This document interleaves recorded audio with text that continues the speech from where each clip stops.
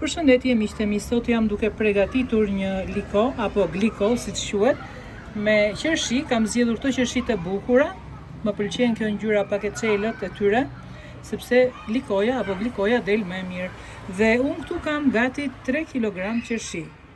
Do të përdorim 2 kg e 400 gram sheqer dhe 600 ml ujë. Këto janë përbërësit për të realizuar glikon apo likon, siç e quajmë në gjuhën popullore. Fillimisht do të pastrojmë qershit, i laj mirë me ujë, ja ku i kemi vendosur. I kemi larë me ujë të rrjedhshëm, disa herë i kam shplar ujin dhe më pas i kemi vendosur te kjo ena këtu. Gjëja kryesore që duhet bëjmë kur bëjmë liko, komposto apo kur i konsumojmë në mënyrë të tillë, gjëja e parë që duhet bëjmë është të ruajmë bishtat. Edhe siç e shikoni, gjatë gjithë pranverës i kemi ruajtur, gjatë gjithë kësaj kohe, domethënë i kemi ruajtur bishtat e qershive, i kam lënë të thahen këtu dhe i mbajmë për dimër. Pasi këto përdoren si çaj dhe janë shumë të mira për veshkat. Njerëzit që kanë probleme me veshkat duhet përdorin çaj qershie, thjesht i zjejnë dhe kaq. Juve dhe videon e keni dhe në Instagram, nëse mund të doni të dini për çajin e bishtave të qershisë. Jam duke nxjerr tani bërthamën.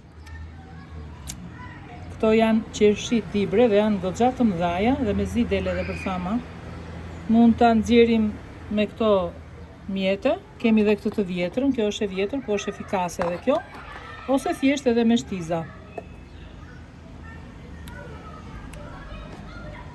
Ja edhe këtu për shembull mund ta nxjerrim në këtë mënyrë.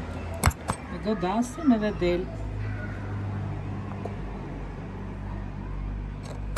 Unë jam duke pastruar fillimisht të gjitha qershit nga bërthamat. Pasi kemi pastruar, i kemi vendosur në një enë të thellë, pasi gjatë zjerjes, sheqeri do ngrihet sipër dhe duhet jemi të kujdesshëm që gjithmonë ena të jetë sa më e thellë. Këtu do të shtojmë ujin dhe do ta vëmë tenxherën që të zjej. Për sa të fillojë të zjej, do ta lëm për 5 minuta. Unë kështu e bëj dhe më del e shkëlqyer likoja dhe do ta lëm tani të zjej. Pasi fillon të zjej, do ta lëm për pak a shumë 5 minuta, të zjej pak qershia dhe më pas do të vendosim edhe sheqerin. Jam duke shtuar sheqerin, pasi kanë zjerë për 5 minuta frutat.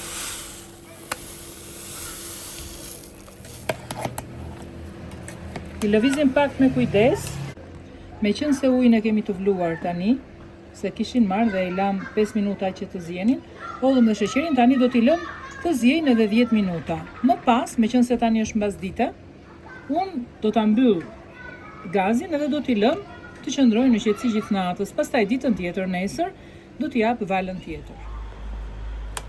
Shkumën që kanë nxjerrë frutat, ne do ta largojmë me kujdes.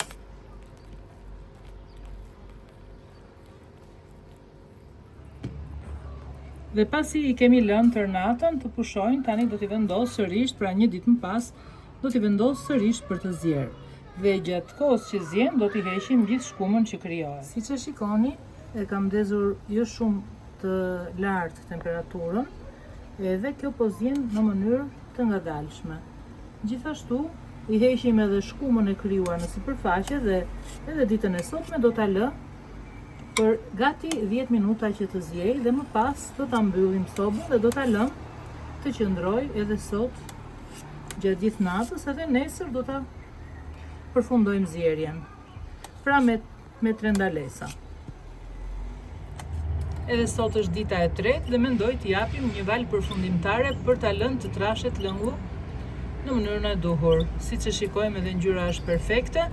Edhe ka nevojë për t'u trashur edhe pak lëngu dhe do ta lëm edhe sot në një temperaturë jo shumë të lartë të vazhdoj zjerjen. Po shtryth edhe një gjysmë limoni, këtu kam larë disa deg barbaroz, edhe do t'i shtojmë në tenxhere. Kështu të nxehtë që kemi, mbushim kavanozat, i vendosim kapakun, i kthejmë përmbys dhe i lëm në rrezën e diellit nëse ka rrezë dielli.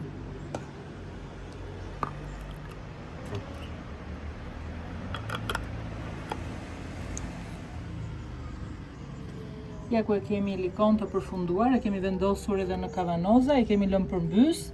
Do t'i lëmë kështu 24 orë dhe pastaj i kemi përgjatë gjithë dimrit për t'i konsumuar mëngjeseve tona. Shpresoj ta keni pëlqyer këtë recetë, ju falenderoj që më ndiqni, mirupafshim.